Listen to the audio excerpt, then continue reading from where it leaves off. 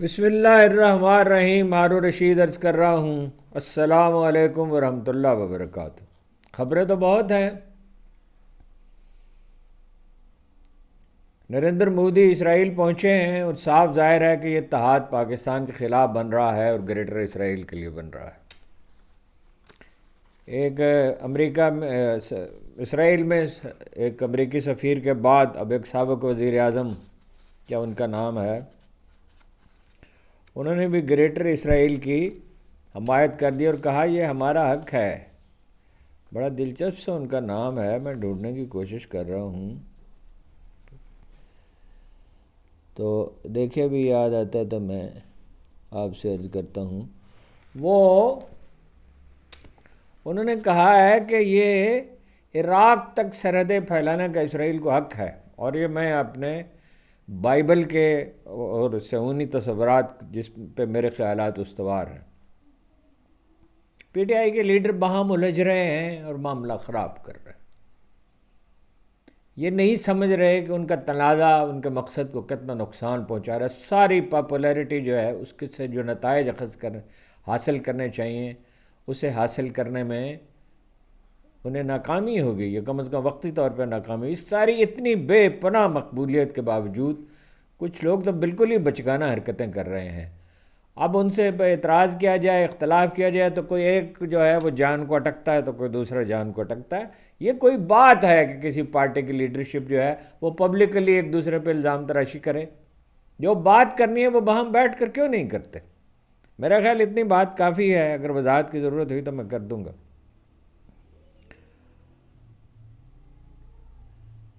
پنجاب حکومت کسانوں کو کیوں برباد کیے دیتی ہے، یہ بات سمجھ میں نہیں آتی. ایک طرف فضول خرچی کی انتہا ہے، اسکول جو ہے وہ پرائیویٹائز، ہیلتھ سینٹر پرائیویٹائز، ہر ذمہ داری سے جان چھڑا رہے ہیں. گندم خریدنے، گندم کا کاشتکار اس بری طرح مارا گیا ہے اور ایسا عجوبہ ہے کہ سمجھ سے بالاتر. وہ لوگ کہہ رہے ہیں 2,500 من گندم بکی ہے. 2,500 میں نے 1,900 من بکی ہے. 1,900، 2,200، 2,100 تو میں نے خود بیچی. کوئی چارہ نہیں، اس لیے کہ گندم ذخیرہ کرنا جو ہے وہ حرام ہے، اور اس کو اگر آپ ذخیرہ کیے رکھیں گے تو آپ حرام کھائیں گے. تو کوئی چارہ نہیں ہے بیچنے کے سوا. 2,100 بیچی، ایک دو ہفتے انتظار کیا، اس سے زیادہ کا کیا کر سکتے تھے. تو خیر اس میں بات کرتے ہیں. کراچی کا مسئلہ بہت سنگین ہو گیا ہے، لیکن سب سے اہم ایشو یہ ہے، ان پہ بھی بات کرتے ہیں. وہ ایک انٹرویو کیا ہے ماریو نوفل نے علیمہ خان کا، وہ بہت اہم ہے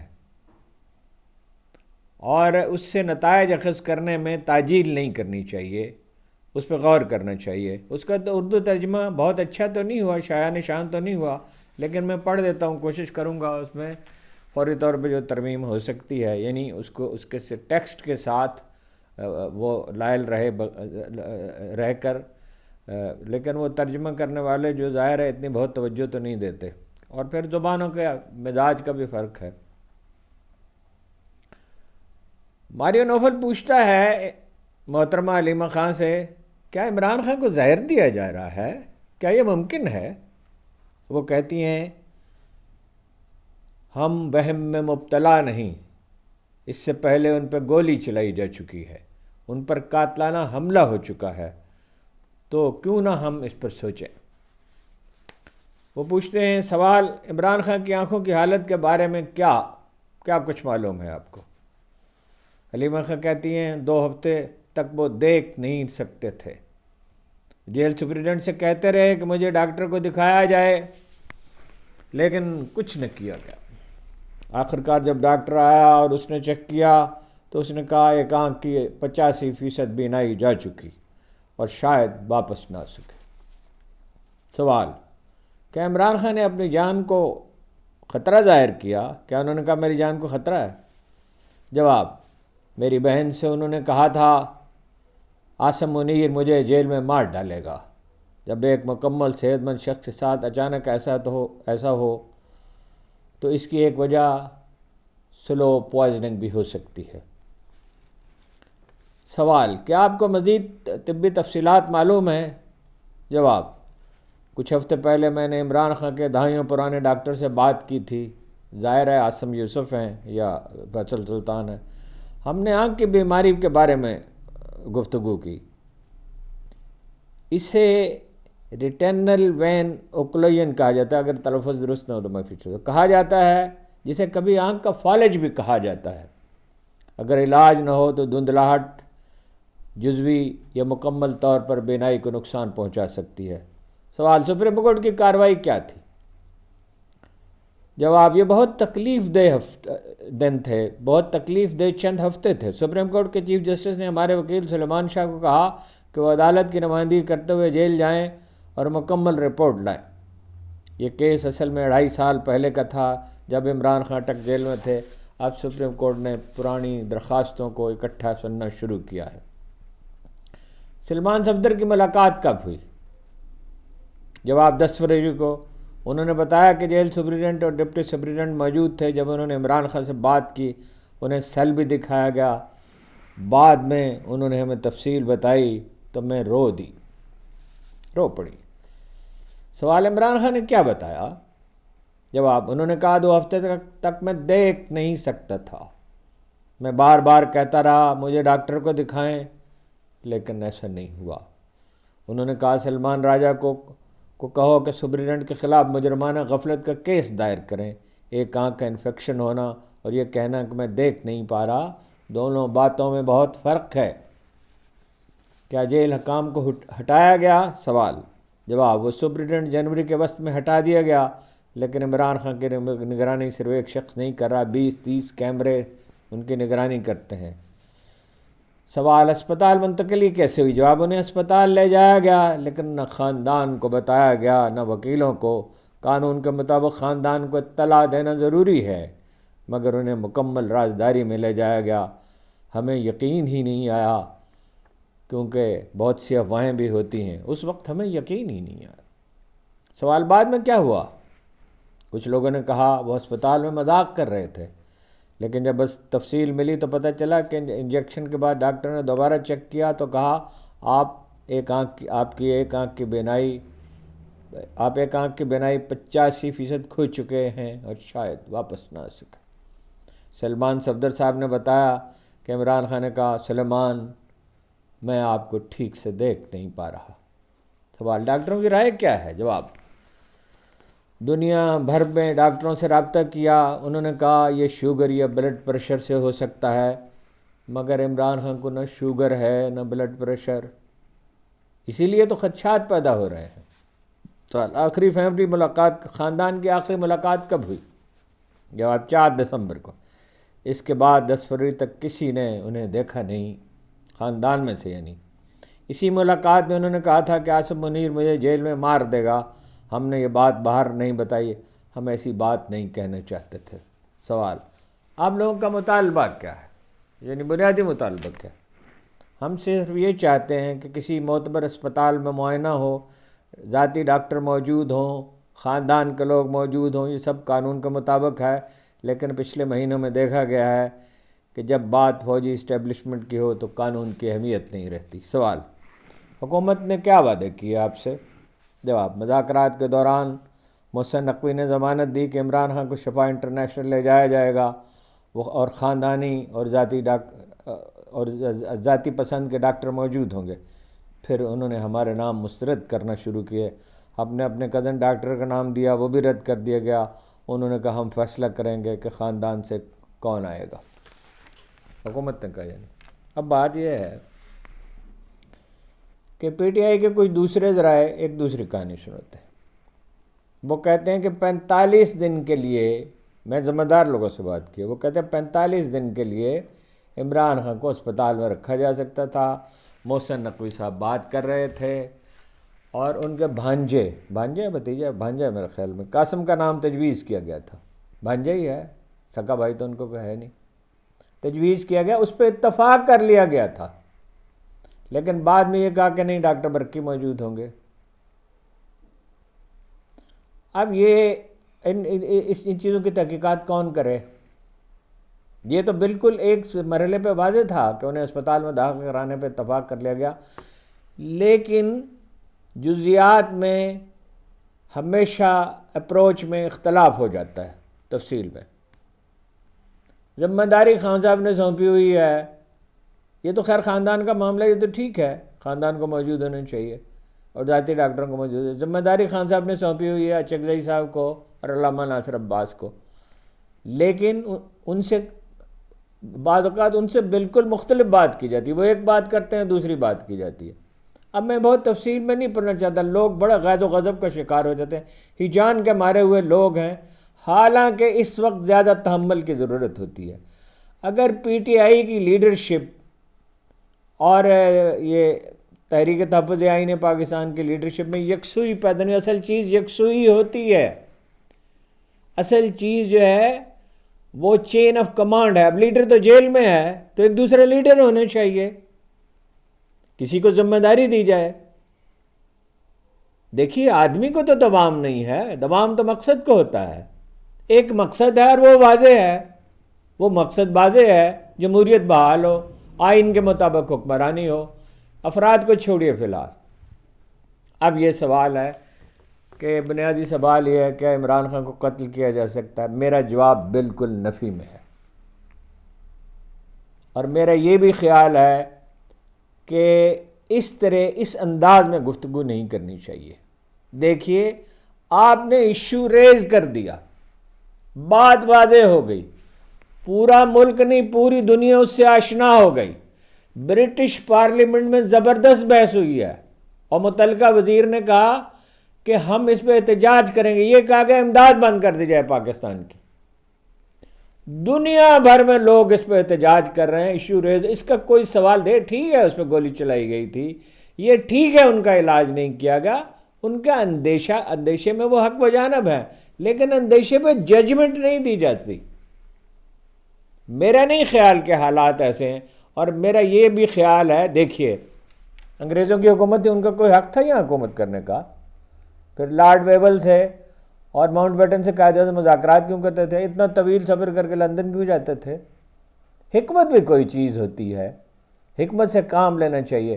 ان کا درد قابل فہم ہے، جن بہنوں کے بھائی کی زندگی خطرے میں ہو، بینائی خطرے میں ہو، جس پر جھوٹے مقدمے ہوں، ان کا درد تو سمجھ میں آتا ہے، ان کے فریاد کرنے کا حق ہے۔ اور خلیل جبران نے کہا فریاد کی کوئی لے نہیں ہے، نغمہ پابندے نئے نہیں ہے، یہ ٹھیک ہے، لیکن اس کو بہت سکلفلی ہینڈل کرنا چاہیے۔ اور میں آپ کو تسلی دینے کے لیے نہیں کہہ رہا، میں نے اس پہ بہت غور کیا ہے، ہفتوں تک غور کیا ہے۔ عمران خان کو نہ زہر دیا جا سکتا ہے، نہ قتل کیا جا سکتا ہے۔ بات یہ ہے کہ پرلے درجے کی بے حسی کا مظاہرہ کیا گیا ہے، ظلم کیا گیا ہے، علاج نہیں کیا گیا، یہ بات تو ٹھیک ہے، لیکن یہ آپ بھول جائیں، اس طرح کے کردار جب تاریخ میں پیدا ہوتے ہیں تو وہ چیزوں کو اپنے انجام تک پہنچاتے ہیں۔ انشاءاللہ وہ محفوظ رہے گا، انشاءاللہ اس کی آنکھوں کی روشنی واپس آئے گی، اور انشاءاللہ وہ اپنا کردار ادا کرے گا۔ دیکھیے جی، وہ یہ نام پڑھنے میں مجھے دشواری ہو رہی ہے، میں نے خود ہی لکھا، کیا کہتے ہیں، پڑھے موسیٰ لکھے خدا، نام لکھا تھا وہ سابق وزیر اعظم کا، ٹرائنٹ کیا ان کا نام ہے، اس نے کہا کہ گریٹر اسرائیل کی میں حمایت کرتا ہوں۔ سابق ایک امریکی سفیر تو کہہ ہی چکے ہیں، عراق تک سرحدیں پھیلا دی جائیں، یعنی اردن، یعنی شام کا کچھ علاقہ، یعنی سعودی عرب کا کچھ علاقہ، یعنی لیبنان، اور پھیلا دی جائیں۔ اور وہ کہتے ہیں کہ میرے خیالات جو ہیں ان کا تعلق بائبل سے ہے، اور ویسے بائبل میں تو کوئی ایسی چیز ہمارے علم میں تو نہیں، ہم بھی بائبل پڑھتے رہے ہیں، اگر ہے حافظہ غلطی کرتا ہے تو دوسری بات ہے، اور صہیونی تصورات پہ استوار ہیں۔ مودی صاحب گئے ہیں 8.6 بلین ڈالر کے، وہ تفصیلات کی ضرورت نہیں ہے، کیا کیا چیزیں وہ ان سے حاصل کریں گے، اور وہ کیسا ان کا استقبال ہوا ہے، اور کیسے وہ حشاش بشاش تھے، اور کیسے جیسے بچھڑے ہوئے بھائی جو ہیں، گم کے میلے میں بچھڑے ہوئے بھائی مل گئے ہوں۔ اور مقصد واضح ہے، اسرائیلی فوجی جو ہیں وہ موجود ہیں انڈیا میں، پہلے ہی موجود ہیں، وہ پیلٹ گنیں انہوں نے ہی دی تھیں، جسے چہروں پہ وار کیا جاتا تھا، آنکھیں زخمی ہو جاتی تھی۔ وہ اپنا سری نگر کے جو حجام ہیں ان میں سے بعض عبرانی کے کچھ لفظ سیکھ گئے تھے جب وہ آپس میں بات کرتے تھے۔ اور وہ بالکل انہیں سکھا رہے ہیں، سمجھا رہے ہیں کہ جو عربوں کے ساتھ ہم نے کیا وہ تو مسلمانوں کے ساتھ کرو، اور اس طرح سے کریں، کشمیر میں خاص طور پہ، باقی جگہ پہ بھی آپ دیکھ رہے ہیں۔ لیکن مایوسی کی بات نہیں ہے، مئی میں بھی انہوں نے کیا تھا نا، مئی میں بھی ان کا بجٹ جو ہے وہ ہم سے 8 گنا تھا، $72 بلین تھا، وہ اب شاید $78 بلین ہے، وہ $110 بلین تک لے جانے چاہتے ہیں۔ لیکن لڑیں گے کیسے؟ لڑیں گے کیسے؟ دیکھیے قدرت جو ہے وہ مہربان ہے پاکستان میں، بعض اعتبار سے آزمائش میں بھی ہم بہت ہیں، بعض اعتبار ہمارے سائنسدانوں کا مقابلہ نہیں ہے، اور ہمارے آرٹیفیشل انٹیلیجنس کے ماہرین کا مقابلہ نہیں ہے، اور ہمارے پائلٹوں کا مقابلہ نہیں، اور ہم ڈٹرمنڈ ہیں۔ جب انہوں نے یہ سو کالڈ وہ اسٹرائکس کی تھیں اپنا اس شہر پہ، کیا اس کا نام ہے، تو وہ 6 جگہ پہ پاکستان نے دن دہاڑے بمباری کی جواب میں، دن کی روشنی میں، تو کیا کر سکے تھے وہ؟ پراوین سواہنی کہتے ہیں لڑ ہی نہیں سکتے پاکستان سے آپ، سوال ہی پیدا نہیں ہوتا، آپ نے کوئی فتح حاصل نہیں کی۔ 71 ایک ایکسیپشن ہے، 65 میں 3 گنا فوج کے ساتھ حملہ کیا، تو کیا کر لیا؟ اور کارگل میں ہماری منصوبہ بندی ناقص تھی، ہم پیچھے ہٹے۔ یہ جو لوگ کہتے ہیں پاکستانی فوج نے کوئی فتح حاصل نہیں کی، یہ ایسے ہی خرافات ہے، یہ تو پولیٹیکل پوائنٹ سکورنگ ہے۔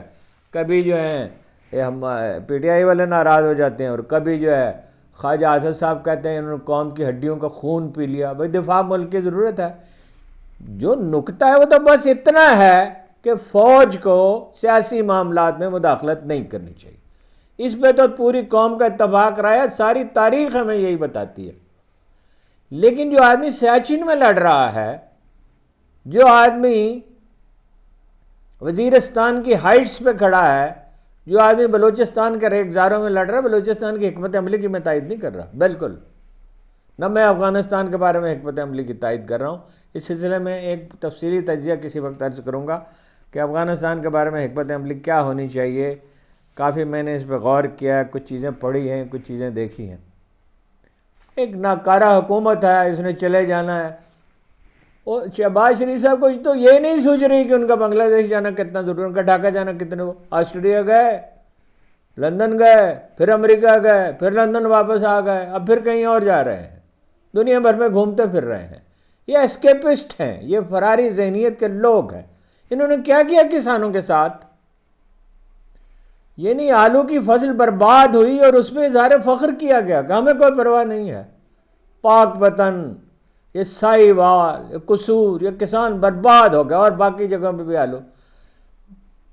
اور گندم کی جو قیمت ہے، وہ جو اس پہ کاسٹ آتی ہے 15,000 روپے کہ وہ کھاد کی بوری ہو گئی ہے، یوریا کی 5,000 کی ہو گئی ہے، تو 3200 روپے تو اس پہ کاسٹ آتی ہے، اور 2122 روپے میں بیچنی پڑی، اور گندم درآمد کر لی 6700 روپے، 6,700 روپے فی من کے حساب سے، اب 3800 روپے من بیچ رہے ہیں۔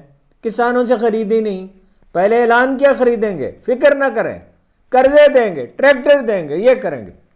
کنوں کے کاشتکاروں کے ساتھ کیا ہوا؟ بھائی اگر آپ افغانستان کے ساتھ تعلقات کشیدہ ہو گئے تھے تو آپ کو کوئی راستہ نکالنا چاہیے تھا۔ دیکھیے انڈیا کے ساتھ جب وہ اس کے امریکی فوج کے آخری ایام تھے، انہوں نے ایئر کاریڈور بنایا تھا انڈیا کے ساتھ، یہ ٹھیک ہے کہ اس میں انہیں فائدہ نہیں ہوا، لیکن ان کے کسان کا نقصان نہیں ہوا۔ ہوائی جہاز سے سامان بھیجا تو مالی فائدہ نہیں ہوا، اتنے اخراجات ہوئے جتنے کہ وہ مالیت کی وہ چیزیں تھیں، لیکن کسان تو بچ گیا۔ $12 بلین امریکی کسان کو دیا جاتا ہے، رعایت دی جاتی ہے، $10 بلین یورپ میں۔ آپ اپنی کسانوں کو برباد کر دیں گے، جس میں زیادہ تر یعنی کوئی 60% جو ہے لیبر فورس اس میں ہے، 44-45% پہ اپنا آبادی جو ہے وہ خط غربت پہنچی ہوئی ہے، سے نیچے ہے، اور کچھ تو ایسی 7 کروڑ تو ایسی ہے جس کی آمدن 8-8.5 ہزار ہے۔ یہ عجیب لوگ ہیں، ان کے ہوتے ہوئے ملک نہیں چل سکتا، سوال ہی نہیں پیدا ہوتا۔ اس لیے میں یقین سے کہتا ہوں کہ عمران خان سے بات کرنی ہوگی، اور میں یہ بھی کہتا ہوں، میرا وجدان کہتا ہے، میرے پاس بہت دلائل نہیں ہیں، انشاءاللہ اس کی آنکھوں کی روشنی واپس آئے گی، اور میری معلومات یہی ہے کہ کچھ بہتری ہوئی ہے۔ باقی جو اندیشے ظاہر کر رہے ہیں ان کا حق ہے، لیکن سیاست ایک پریکٹیکل چیز ہے، اس میں حکمت عملی بنانی چاہیے۔ اپنے مقصد، بزدلی کو میں درس نہیں دیتا، بزدلی تو تباہی کا راستہ ہے، اور مایوسی بھی تباہی کا راستہ ہے، لیکن حکمت عملی بنانی چاہیے۔ اور حکمت عملی کا مطلب ہے لیڈرشپ میں کوہیژن ہو، جو بات کہنی ہے وہ سبھی کو، الفاظ مختلف ہو سکتے ہیں اور اختلاف بھی ہو سکتا ہے، لیکن ایک واضح مقصد اور واضح حکمت عملی ہونی چاہیے۔ کراچی کا مسئلہ جو ہے وہ بہت سنگین ہو گیا ہے، صوبے کی تحریک چل رہی ہے۔ صوبہ کیسے بن سکتا ہے جی؟ یعنی جو لوگ صوبے کی بات کر رہے ہیں، اوورآل ملک میں صوبے بنانے کی بات کر رہے ہیں، ان کی بات ٹھیک ہے، صوبے بننے چاہیے۔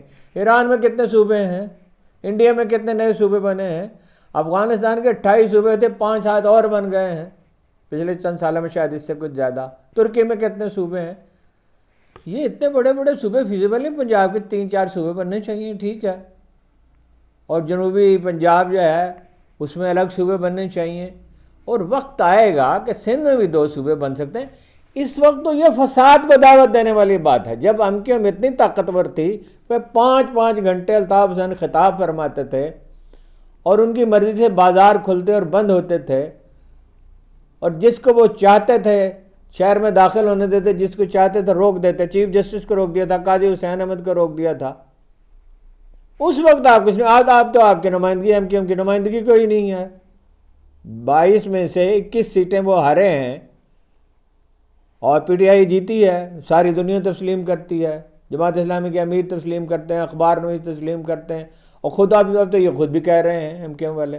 تو اب آپ کیا کر سکتے ہیں؟ حل مسئلے کا بالکل واضح ہے، اور 18ویں ترمیم میں لکھا ہوا ہے، آئین کا حصہ ہے، اس پہ تحریک اٹھائیں تو انہیں ہمدردی حاصل ہوگی، خلق خدا ان کے ساتھ کھڑی ہوگی، جماعت اسلامی ان کے ساتھ کھڑی ہوگی، جس نے بلدیاتی الیکشن میں ان سے زیادہ ووٹ لیے تھے، PTI ان کی حمایت کرے گی، جس نے پختونخوا میں صوبوں کو اختیارات، بلدیاتی حکومتوں کو، شہری حکومتوں کو اختیارات دیے، اور جو سب سے پاپولر پارٹی ہے دراصل، صرف یہ ہے کہ اس کی لیڈرشپ نکمی ہے کراچی کی بالکل، اور کوئی تنظیم نہیں ہے۔ تنظیم کا تو ہمیشہ مسئلہ رہا ہے، اور لیڈرشپ کا بھی مسئلہ رہا ہے۔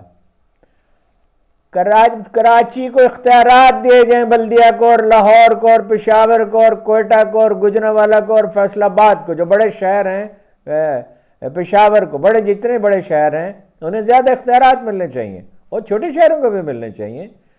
بالکل آئین میں ایک چیز واضح ہے، تو آپ اسے نظر انداز کیسے کرتے؟ کل آپ روئیں گے اس پر،